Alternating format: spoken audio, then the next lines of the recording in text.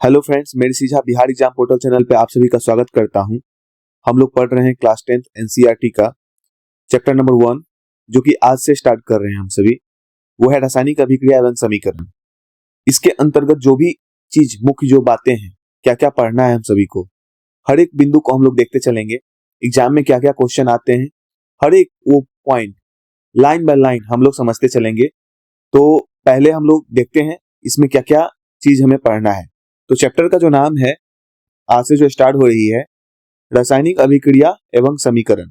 तो देखिए, तो रासायनिक अभिक्रिया एवं समीकरण में क्या क्या पढ़ेंगे हम लोग, तो आइए देखते हैं। तो पहला जो है टॉपिक हम सभी को पढ़ना है रासायनिक परिवर्तन के बारे में।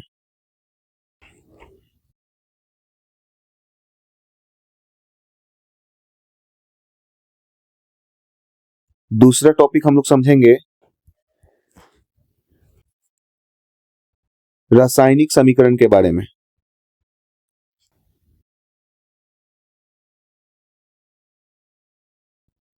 हम सभी का जो तीसरा टॉपिक होगा वो होगा रासायनिक समीकरण को संतुलित कैसे करें।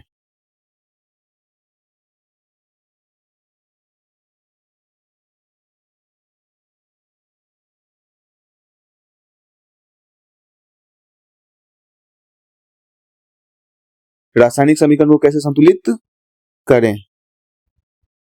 उसके बाद का जो टॉपिक हम लोग का रहेगा, जो कि सबसे इंपॉर्टेंट है,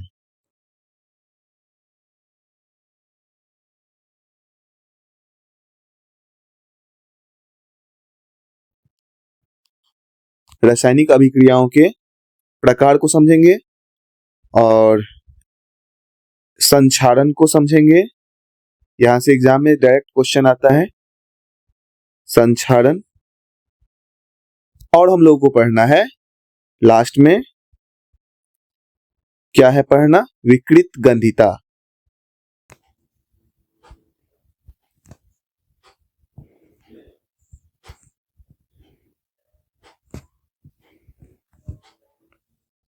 विकृत गंधिता को तो यहां पर हम देख रहे हैं, जैसे कि पहला नंबर है रासायनिक परिवर्तन को हम लोग समझेंगे, रासायनिक समीकरण को समझेंगे, रासायनिक समीकरण को कैसे संतुलित करना है इसको समझेंगे, रासायनिक अभिक्रियाओं के प्रकार को समझेंगे, संक्षारण को समझेंगे, विकृत गंधिता को समझेंगे। तो चलिए, हम लोग का जो पहला टॉपिक है रासायनिक परिवर्तन, तो रासायनिक परिवर्तन को हम लोग समझते हैं। आइए स्टार्ट करते हैं। तो आपको हम बता दें, जैसे कि हमारे चारों ओर, यहां लिखना, आप कॉपी पेन लेके बैठे होंगे, हम उम्मीद करते हैं, और हमारे साथ आप लिखना शुरू कीजिए, ताकि आपको लिखने का अभ्यास रहेगा, तो एग्जाम में क्वेश्चन आप नहीं छोड़ेंगे। तो स्टार्ट करते हैं हम लोग। हमारे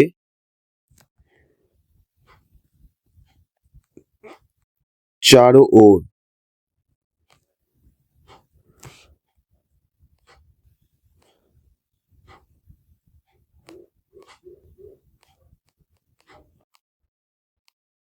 रासायनिक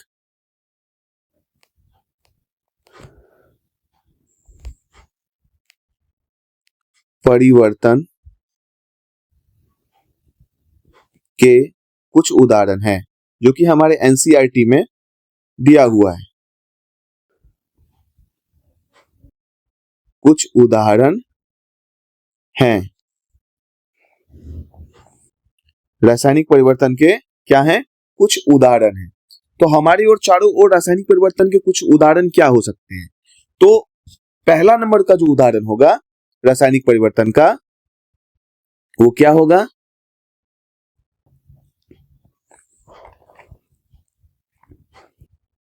गर्मियों में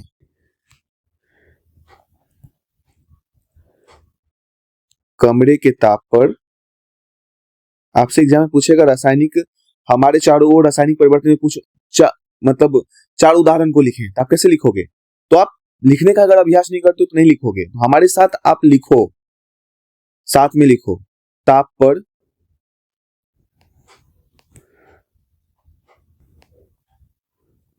दूध को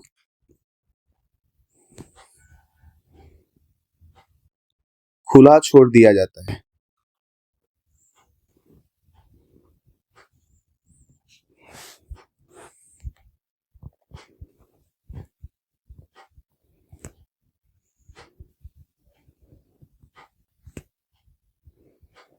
अगर कमरे के ताप पर दूध को खुला छोड़ दिया जाता है तो क्या होता है ना? तो दूध फट जाती है। जब फट जाती है तो क्या दूध जो फट गई उससे फिर दूध को बना सकते? नहीं, क्योंकि रासायनिक अभिक्रिया जो होता है ना, उसमें क्या होता है, सबसे जो मेन बातें होती है कि भौतिक परिवर्तन जो होता है, रासायनिक परिवर्तन जहां भी होता है वो परिवर्तन पुनः प्राप्त नहीं किया जा सकता है। रासायनिक परिवर्तन में पुनः प्राप्त नहीं होता है, लेकिन भौतिक परिवर्तन में पुनः प्राप्त होता है। जैसे कि आप जल है, जल को आप जमा दो, बर्फ बना दो, तो भी उसका सूत्र H2O रहेगा। अगर उसको भाप बनाते हो तो भी H2O रहेगा। अगर उसे आप पानी बनाते हो तो भी वो H2O रहेगा, मतलब उसके सूत्र में कोई परिवर्तन नहीं होंगे। लेकिन अगर आप किसी भी केमिकल रिएक्शन को कराते हो, उसके सूत्र में परिवर्तन हो जाता है। क्या हो जाता है? सूत्र में परिवर्तन। अब फिर वो रिवर्सेबल नहीं होता है, वो नॉन रिवर्सेबल होता है। क्या नॉन रिवर्सेबल होता है? तो रासायनिक परिवर्तन। रिवर्सेबल भौतिक परिवर्तन, जो कि 9th क्लास में हम लोग पढ़े हैं। तो यहाँ पर गर्मियों में कमरे के ताप पर दूध को खुला छोड़ दिया जाता है तो दूध का फटना क्या हो गया? रासायनिक परिवर्तन के उदाहरण है। दूसरे नंबर आप लिख सकते हैं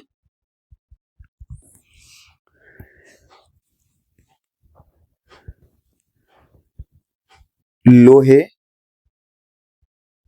का तवा, या आप तसला कह सकते हैं।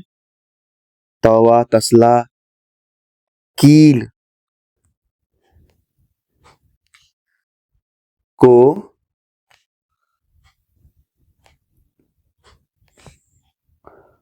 अर्धवायु,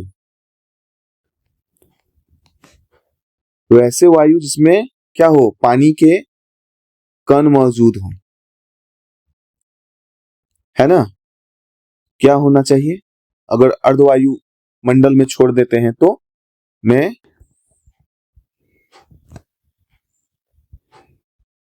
खुला छोड़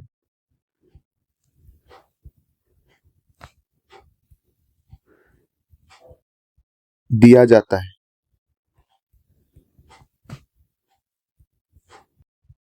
लोहे का तवा, तसला, कील को अर्ध वायुमंडल में खुला छोड़ दिया जाता है तो क्या होता है? तो उसके ऊपर जंग लग जाता है। क्या लग जाता है? जंग लग जाता है, यानी जंग लग जाना। भूरे रंग की परत उसके ऊपर जम जाती है ना? लाल भूरे रंग की परत उसके ऊपर जम जाती है। तीसरे नंबर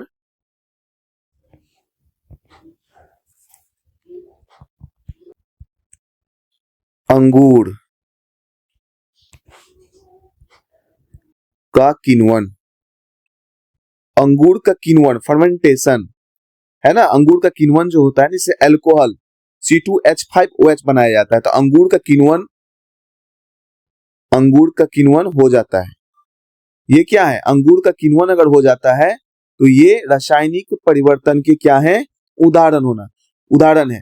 मतलब एक बीकर में अगर आप अंगूर को लेते हो, कुछ अंगूर को लेते हो, फिर उसमें यीस्ट को डाल देते हो, फिर उसको बंद कर देते हो, एयर टाइट कर देते हो, क्या होता है? यीस्ट जो है अनएरोबिक रेस्पिरेशन करता है, अवायवीय श्वसन करता है, और अवायवीय श्वसन करके अंगूर का किण्वन कर देता है, उसे एथेनॉल में बदल देता है ना? साथ में CO2 गैस निकलती है। तो अंगूर का किण्वन जो है ये क्या है? रासायनिक परिवर्तन के उदाहरण है। ठीक है, क्या है? रासायनिक परिवर्तन के उदाहरण है। फोर्थ नंबर आप लिखें, भोजन को पकाया जाता है, सांस लेते हैं, ये भी रासायनिक परिवर्तन के क्या है? उदाहरण है। हम सांस लेते हैं, ये भी क्या है? रासायनिक परिवर्तन के उदाहरण। जब हम सांस लेते हैं तो क्या होता है? ग्लूकोज का जो है, ग्लूकोज C6H12O6 का ऑक्सीजन के साथ अभिक्रिया होता है, और CO2 H2O गैस का, मतलब H2O जल का और CO2 गैस का निर्माण होता है। तो हम जो श्वसन करते हैं ये भी रासायनिक क्या है? परिवर्तन के उदाहरण है। हम भोजन पकाते हैं, वो भी रासायनिक परिवर्तन के उदाहरण है। हम जो भोजन पकाते हैं वो भी क्या है? रासायनिक परिवर्तन के उदाहरण है। यहाँ पे लिख सकते हैं, भोजन को पकाना, भोजन को पचाना, ये सभी रासायनिक परिवर्तन के उदाहरण है। भोजन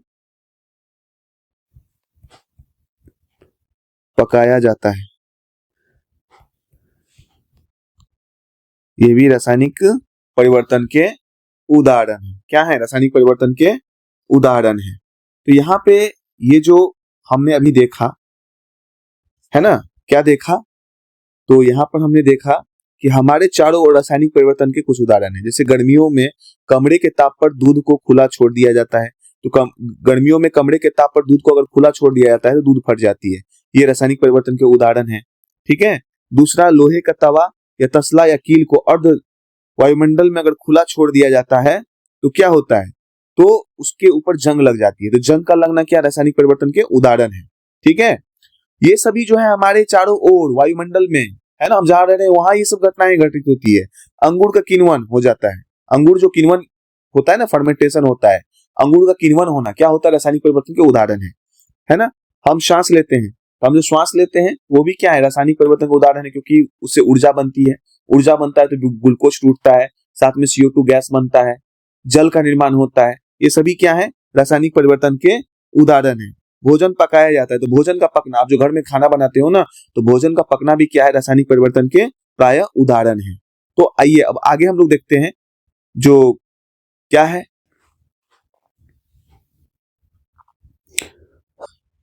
अब क्रियाकलाप, यहाँ पे देखिए 1.1, क्रियाकलाप 1.1 को समझते हैं। इस क्रियाकलाप में क्या कहा गया है? जैसे कि यहाँ पे लिखा है, मैग्नीशियम रिवन का वायु में दहन कर मैग्नीशियम ऑक्साइड को वॉच ग्लास में इकट्ठा करना। सावधानी, कुछ कुछ दिया है। इस क्रियाकलाप में शिक्षक के सहयोग की आवश्यकता है। सुरक्षा के लिए छात्र आंखों पर चश्मा पहन लें तो उचित होगा। लगभग 3 से 4 सेंटीमीटर मैग्नीशियम के रिबन को रेगमाल से रगड़कर साफ कर लीजिए। इसे चिमटे से पकड़कर स्पिरिट या लैंप है ना, या बर्नर से इसका दहन करिए। इससे बनी राख को वॉच ग्लास में इकट्ठा कर लीजिए, जैसा कि चित्र 1.1 में दिखाया गया है। मैग्नीशियम रिबन का दहन करते समय इसे अपनी आंखों से यथासंभव क्या रखिए? दूर रखिए, क्योंकि यहां से एकदम उजला कलर का तेज रोशनी निकलेगा, तेज प्रकाश निकलेगा, जैसे कि यहाँ पे आप देख पा रहे हैं, ये क्रियाकलाप में देख पा रहे हैं। तो क्या होगा? देखिए यहाँ पर जब हम मैग्नीशियम के रिबन को रेगमाल से रगड़ के साफ करते हैं और उसके बाद दहन करते हैं तो क्या होता है? दहन कैसे करते हैं? तो देखिए, प्राय मैग्नीशियम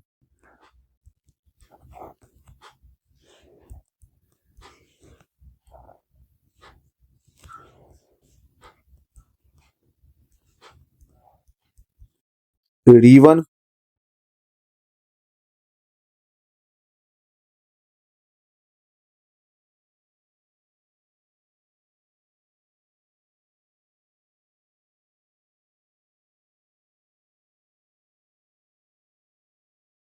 कराने पर, अब यह कराने पर या दहन करने पर,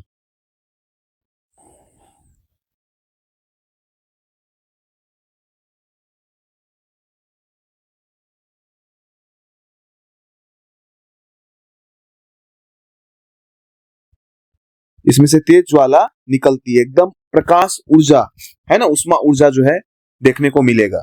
तो ये जो अभिक्रियाएं प्राय होती है ना, जैसे कि देखिए मैग्नीशियम के रिबन को हम लोग क्या करेंगे? मैग्नीशियम के रिबन को रेगमाल से रगड़ करके साफ कर देंगे। ठीक है। इसके बाद क्या करेंगे? हवा में उपस्थित ऑक्सीजन से ये अभिक्रिया करेगी, क्योंकि कोई भी चीज का आप दहन करते हैं तो हवा में ऑक्सीजन होगा तभी दहन होगा। ठीक है। तो जब इसका दहन करेंगे तो क्या होगा? मैग्नीशियम ऑक्साइड MgO है ना, ये जो यहाँ पे बनेगा, जैसे कि यहाँ देख रहे हैं ना, ये यहाँ पे ये मैग्नीशियम ऑक्साइड का चूर्ण भस्म यहाँ जमा हो जाएगा। ठीक है। ये वॉच ग्लास है। ये क्या है? ये वॉच ग्लास है। और इस वॉच ग्लास के अंदर, मतलब इस कैंडल के सहायता से मैग्नीशियम रिबन को एक चिमटा से पकड़ेंगे। चिमटा से पकड़ करके जब यहाँ दहन करेंगे इसमें से क्या होगा? तेज ज्वाला निकलेगा। क्या निकलेगा? तेज ज्वाला निकलेगा। ये जब दहन हो जाएगा तो ये गिर के इस चिमटे के नीचे जो है मैग्नीशियम ऑक्साइड की जो है क्या है, जो अवशेष है, ये जमा होगी। यहाँ पे अवशेष जो है जमा हो जाएगी। तो इस प्रकार मैग्नीशियम के रिबन को हम वायु में उपस्थित ऑक्सीजन के साथ अभिक्रिया कराने पर, दहन करने पर इसमें से तेज ज्वाला निकलती है और साथ में मैग्नीशियम ऑक्साइड का निर्माण होता है। इसी के साथ एक और जो क्रियाकलाप दिया गया है हमारे किताब में, NCERT में, अब उसको हम लोग समझते हैं। क्रियाकलाप 1.2 क्या कह रहा है? यहाँ पर क्रियाकलाप 1.2 को हम लोग समझते हैं। ये बहुत ही इंपॉर्टेंट तो उतना नहीं है, लेकिन आपको समझना है अगर एनसीईआरटी में दिया है, क्योंकि हम लोग पढ़ रहे हैं रासायनिक परिवर्तन को। तो इससे पहले भी हम लोगों ने मैग्नीशियम के D1 को देखा, तो वहां भी परिवर्तन हुआ। क्या परिवर्तन हुआ? मैग्नीशियम को जब हम लोग ऑक्सीजन से अभिक्रिया कर पाए तो मैग्नीशियम ऑक्साइड बन गया, तो परिवर्तन वहां भी आपको देखने को मिला। और यहाँ पर भी आपको परिवर्तन ही देखने को मिलेगा। क्या देखने को मिलेगा? आइए समझते हैं। देखिए क्या कह रही है, एक परख नली में लेड सीसा नाइट्रेट का घोल लीजिए, इसमें पोटासियम आयोडाइड का घोल मिला दीजिए। आपने क्या प्रेक्षण किया? अब देखिए यहाँ पे क्या कह रही है कि पहले हम लोग क्या करेंगे, जैसे कि क्या बोला है, एक परख नली में लेड सीसा नाइट्रेट का घोल लीजिए, तो लेड सीसा नाइट्रेट PbNO3 का होल ट्वाइस, ठीक है। और क्या कह रहा है, इसे पोटासियम आयोडाइड का घोल मिला दीजिए। इसमें पोटासियम आयोडाइड यानी Ki, इसको क्या करना है? मिला देना है। तो क्या देखने को यहां मिलता है कि लेड आयोडाइड बनेगा पहला, और यहां पर KNO3 बनेगा। KNO3 का मतलब क्या होता है? पोटासियम नाइट्रेट बनेगा। क्या बनेगा? पोटासियम नाइट्रेट बनेगा। जब इसको, यहां पे ध्यान दीजिए, जब इसको हम इसके साथ अभिक्रिया कराते हैं तो यहां पे देखिए क्या कह रहा है, दो परख नली लीजिए। तो यहां पे हम दो परख नली लेते हैं, आपको यहां समझाते हैं।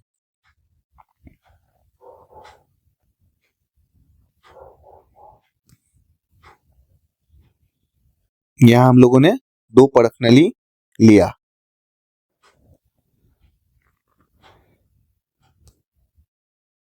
दो परख नली हम लोगों ने लिया। इस दोनों परख नली में, एक परख नली में हम लोगों ने क्या किया, इसको मिला दिया, है ना। तो इसको जब मिलाया तो क्या हुआ, ये था प्राय पानी कलर का, व्हाइट कलर का रहता है, यानी लेड नाइट्रेट को मिला दिया। एक में मिला दिया हम लोगों ने पोटासियम आयोडाइड को। इसको मिला दिया, पोटासियम आयोडाइड को मिला दिया।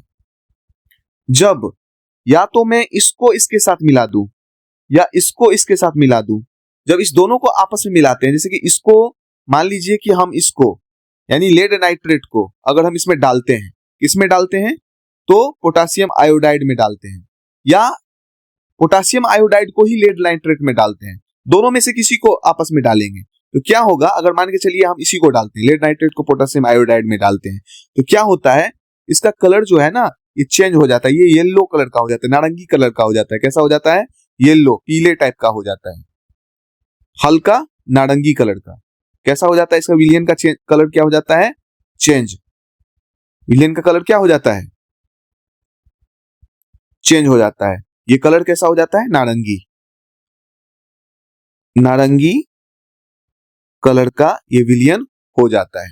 नारंगी कलर का ये विलियन जो है प्राय हो जाता है, यानी रंग में परिवर्तन हुआ। क्या हुआ? रंग में परिवर्तन हुआ। नारंगी रंग में जो है ये कलर, जो ये दोनों था पानी की तरह कलरलेस था, जब लेड नाइट्रेट को पोटासियम आयोडाइड के साथ हमने मिलाया तो क्या हो गया, विलियन का कलर चेंज हो गया। और ये जो पोटासियम आयोडाइड है ये नारंगी कलर, इसका जो विलियन था वो नारंगी कलर के विलियन में चेंज हो गया। या इसमें क्या करेंगे, या तो मैं इसको मिला दूं इसके साथ, नहीं तो या मैं इसको इसके साथ मिलाऊं, दोनों कंडीशन में क्या होगा, कलर परिवर्तित हो जाएगा। वो जो कलर जो नया बनेगा ना वो नारंगी कलर बनेगा, है ना। तो इसको आपने समझ लिया होगा, इस एग्जाम्पल को, उदाहरण को, क्रियाकलाप को आपने, इस क्रियाकलाप को अच्छे से आपने समझा होगा। इस क्रियाकलाप में क्या देखने को मिला कि भैया यहाँ पे क्या हो रही है, रंग में परिवर्तन। क्या हो रही है? रंग में परिवर्तन। रंग में परिवर्तन रासायनिक परिवर्तन के क्या है? उदाहरण है। चलिए आगे हम लोग देखते हैं, नेक्स्ट क्रियाकलाप को हम लोग समझते हैं। अब जो है नेक्स्ट क्रियाकलाप जो 1.3 हम लोग देख रहे हैं, एक शंक्वाकार फ्लास्क या परख नली में कुछ दानेदार जिंक लीजिए, इसमें तनु हाइड्रोक्लोरिक अम्ल या सल्फ्यूरिक अम्ल मिला दीजिए। सावधानी, अम्ल इस्तेमाल सावधानी से कीजिए, है ना, अम्ल का इस्तेमाल सावधानी से कीजिए। क्या जस्ता के दाने के आसपास कुछ होता हुआ दिखाई दे रहा है? शंक्वाकार फ्लास्क या परख नली को स्पर्श कीजिए, क्या इसके तापन में कोई परिवर्तन हुआ है? तो यहाँ पे आप देखिए क्या बोल रहा है, एक शंक्वाकार फ्लास्क लीजिए, ठीक है। तो हम एक शंक्वाकार क्या लेते हैं, फ्लास्क लेते हैं, जैसे कि हमारी किताब में बताया है। शंक्वाकार एक फ्लास्क लेते हैं, ठीक है। इस फ्लास्क में जो है रबड़ के एक डॉट लगा देते हैं। क्या करते हैं? रबड़ के एक डॉट लगा देते हैं, रबड़ के एक डॉट लगा देते हैं। और इस डॉट में जो है एक पाइप इसके अंदर से, है ना, इसको छेद करके, होल करके इसके अंदर से एक पाइप को निकाल देते हैं, ठीक है। और यहां पर जो है क्या करेंगे, इसके अंदर तनु सल्फ्यूरिक अम्ल मिलाने को कहा है ना, इसके अंदर डालने को कहा है। किसके अंदर? इसके अंदर। तो इसके इस ये जो शंक्वाकार फ्लास्क है ना, इसके अंदर क्या करेंगे, तनु सल्फ्यूरिक अम्ल को डालेंगे, तनु सल्फ्यूरिक अम्ल को डालते हैं। जब तनु सल्फ्यूरिक अम्ल को डालेंगे यानी H2SO4 को डालेंगे, और तनु सल्फ्यूरिक अम्ल को डालने के बाद इसमें क्या करेंगे, जस्ता का कुछ दानेदार क्या करेंगे, टुकड़े को डालेंगे। जिंक के दानेदार टुकड़े को इसके अंदर हम जो है क्या करते हैं, डाल देते हैं। जिंक के कुछ टुकड़े को डाल देते हैं इसके अंदर, जिंक के दानेदार कुछ टुकड़ों को हमने डाल दिया, यानी Zn को हमने इसमें डाला। तो क्या हुआ, देखिए यहां पे क्या होगा, प्रायः देखिए जब ये दोनों अभिक्रियाएं परस्पर करेगी तो यानी Zn जिंक जो है H2SO4 से अभिक्रिया करेगी तो क्या होगा, तो हाइड्रोजन गैस बनेगा और ZnSO4 का निर्माण होगा। जिंक सल्फेट बनेगा, हाइड्रोजन गैस बनेगा। और ये जो हाइड्रोजन गैस है यहां से ये H2 बहुत सारे हाइड्रोजन गैस का निर्माण होगा और निकलेगा यहां से, हम इसको है ना महसूस कर सकते हैं। तो यहां से क्या होगा, हाइड्रोजन गैस निकलेगा। तो जिंक का अभिक्रिया जब H2SO4 से होता है तो प्रायः क्या होता है, हाइड्रोजन गैस का निर्माण होता है। जिंक के दानेदार टुकड़े का तनु सल्फ्यूरिक अम्ल के साथ अभिक्रिया, यानी यहां हम लिख सकते हैं गैस का क्या होता है, निर्माण होता है। हाइड्रोजन गैस का निर्माण होता है, हाइड्रोजन गैस का निर्माण होता है। तो क्या हम लोगों ने देखा, हाइड्रोजन गैस का निर्माण होता है। तो यहां पे देखिए, यहां पर हम लोगों ने क्या देखा कि जब मैग्नीशियम के रिबन का हवा में उपस्थित ऑक्सीजन से अभिक्रिया करवाया तो क्या हुआ, मैग्नीशियम ऑक्साइड का निर्माण हुआ, है ना।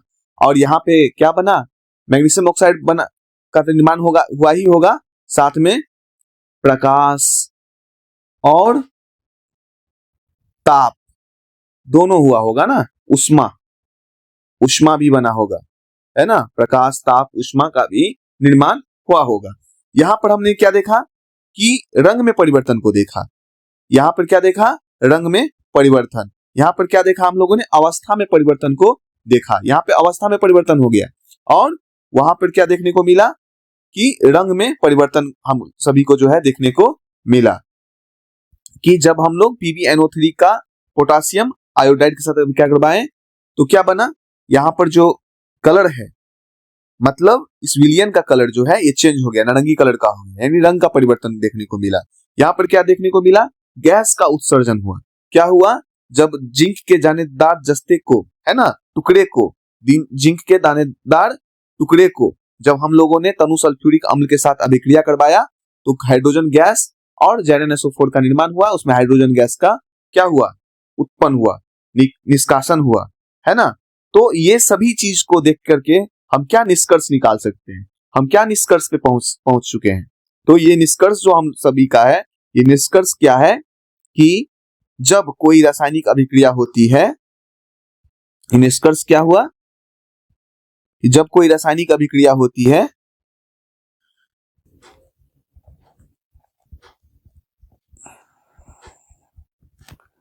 रासायनिक अभिक्रिया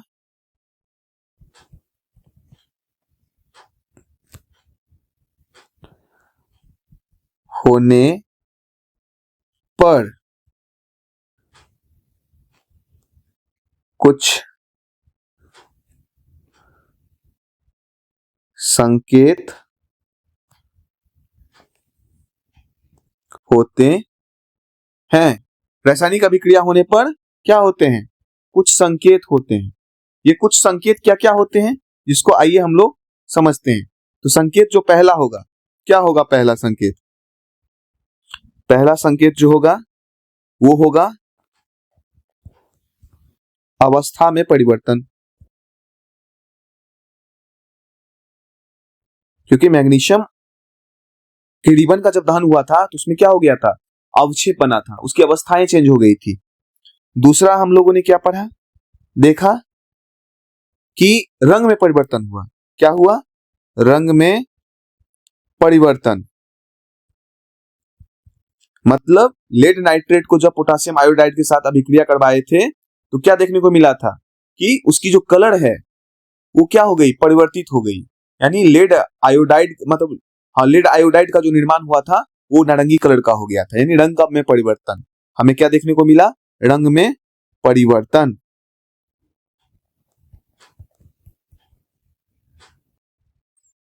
तीसरा जो संकेत हमको क्या मिला, हम सभी को, गैस का निष्कासन या उत्सर्जन।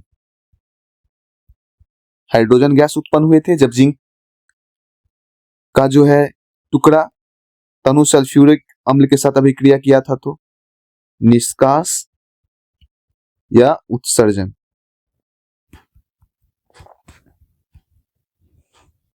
गैस का निष्कास या उत्सर्जन।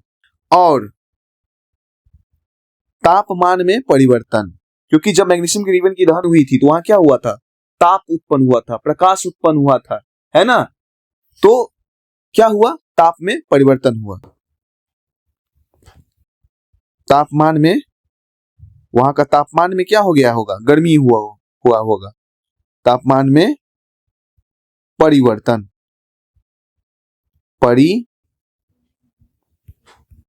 तापमान में परिवर्तन। ये कुछ इंपॉर्टेंट संकेत है, आपके एग्जाम में आएंगे। रासायनिक अभिक्रिया होने के कुछ संकेत को लिखें, है ना? 4 संकेत को लिखें। तो आप इस तरह से लिख देंगे तो आपको एग्जाम में नंबर मिल जाएगा। तो यहाँ पर आपने सभी जितने भी इंपॉर्टेंट तथ्य थे, है ना? इसके बाद जो है हम लोग पढ़ेंगे रासायनिक समीकरण को। नेक्स्ट लेक्चर में हम लोग पढ़ेंगे पहला जो ये रासायनिक परिवर्तन को हम लोगों ने अच्छे तरीके से समझा। अब जो नेक्स्ट अगले दिन का टॉपिक है रासायनिक समीकरण को, जो कि नेक्स्ट क्लास में हम लोग अच्छे तरीके से, है ना, जीरो से, अगर आपको नहीं समझ में आया तो लाइन में लाइन एक्सप्लेन करके हम आपको समझाएंगे। अगर आप इसका नोट्स बनाना चाहते हैं तो आप कॉपी पेन लेकर के बैठा कीजिए, हमारे साथ लिखा कीजिए। एग्जाम में आपको लिखना होता है ना? अगर लिखने के प्रैक्टिस नहीं करेंगे तो बहुत सारे क्वेश्चन आपके एग्जाम में छूट सकते हैं। तो चलिए फिर मिलते हैं नेक्स्ट वीडियो में, नेक्स्ट लेक्चर में। किसके साथ? रासायनिक समीकरण के साथ। तो धन्यवाद।